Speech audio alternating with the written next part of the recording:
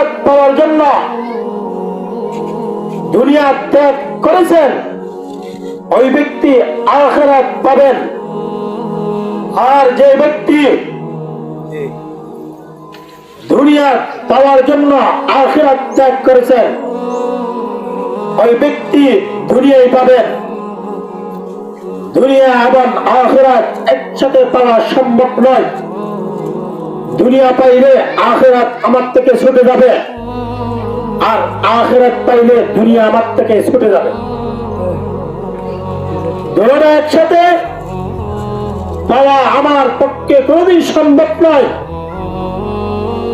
যদি সম্ভব হতো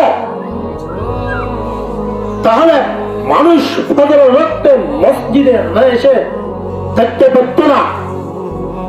মসজিদ গুলো ফজর রক্তে এইভাবে ইমাম একজন মুসল্লিবিহীন মসজিদ খালি হয়ে থাকতো না।